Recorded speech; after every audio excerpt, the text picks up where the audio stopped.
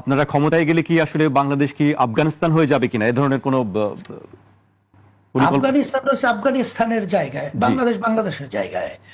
এখানে বাস্তবতা হলো বিভিন্ন দেশের কথা, তার উন্নয়ন, সুবিধা অসুবিধা, ভালো মন্দ, এই দিকটাকে লক্ষ্য করে অনেকে আলোচনা করতে চায়। যেমন অনেকাংশে আছে সৌদি, আমেরিকা, লন্ডন, ওই যে বলছিলাম চায়না, ওই মালয়েশিয়া, এবার আফগান, পাকিস্তান, ভারত, যেখানে যে দিকটা ভালো আমরা সেই দিকটা নিয়ে এসে দেশটাকে সুন্দর করবো।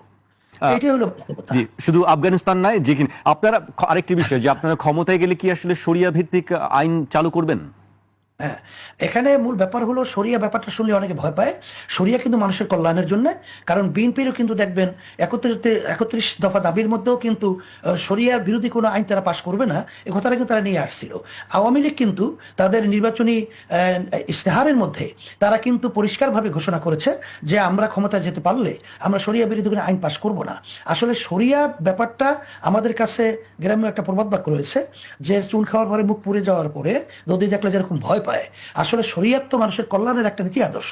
এটা আপনার পর্যালোচনা করলে দেখবেন যে এর ভিতরে কোনো ওই সুযোগ, এরকম অনিয়ম, অবিচার এটা থাকে না। বিধায় এটাকে আমরা নীতি আদর্শের দিক থেকে আমরা এই শরিয়া জিনিসটা আমরা অনেকে বুঝাতে পারি নাই। আসলে এটা নীতি আদর্শ, যেমন আব্রাহাম লিঙ্কন গণতন্ত্রের একটা নীতি আদর্শ, ব্রিটিশ লয়ের একটা নীতি আদর্শ, ইসলামী একটা নীতি আদর্শ। এখানে আমাদের শান্তির জন্যই তো আপনার নীতি আদর্শগুলো এখানে থ্রো করা হয়। এখানে শরিয়া নিয়ম নীতি আদর্শটা আপনারা দেখবেন আল্লাহ রাসূল সাল্লাল্লাহু আলাইহি ওয়াসাল্লাম যে নীতি আদর্শ নিয়ে আসছেন তার নাম হলো ইসলাম, এর সমষ্টিগত শরিয়াত বলা হয়।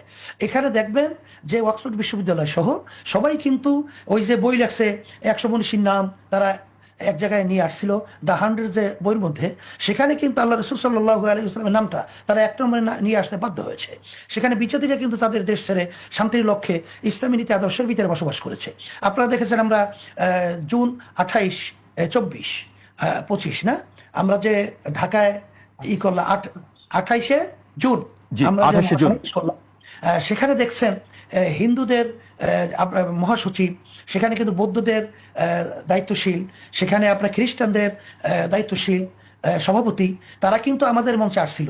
তারা তো সংখ্যালঘু, অন্য জাতি, তারা আমাদের এখানে সারা দেশে তারা ঘুরে দেখছে যে আসলে নীতি আদর্শের দিক থেকে শান্তি যদি তারা পেতে চায়, থাকতে চায়, তাইলে আমাদের মাধ্যমে, আমাদের নীতি আদর্শের মাধ্যমেই শান্তি পেতে পারে। কারণ 5ই আগস্টের পরে তারা দেখেছে যে এক শ্রেণী নেমেছিল চাঁদাবাজির জন্য, স্টেশন দখলের জন্য, ঘাট দখলের জন্য, আর আমরা এই নীতি আদর্শ যারা লালন করি, আমরা তখন নেমেছিলাম সংখ্যালঘুদের বাড়িঘর, ইজ্জত এবং তাদের উপাসনালয় হেফাজত এবং সংরক্ষণের দায়িত্বের জন্য, এবং আমরা রাস্তার ভিতরে মানুষের কষ্ট লাঘবের জন্য, আমরা সেখানে কিন্তু ট্রাফিকের সিগন্যালের দায়িত্ব পালন করার জন্য।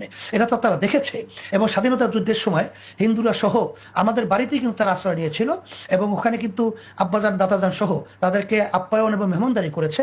এই ইতিহাস তো বাংলাদেশে দিনের মতো পরিষ্কার হয়ে আছে। যার কারণে তারা কিন্তু আমাদের স্টেজের ভিতরে এসে একাত্মতাবাদ প্রকাশ করেছিল, এবং তারা চেয়েছিল যে শান্তির একটা পরিবেশ তৈরি করতে হলে সেখানে কিন্তু পিয়ার পদ্ধতি নির্বাচন এটা অত্যন্ত প্রয়োজন, এটা আমাদের দরকার।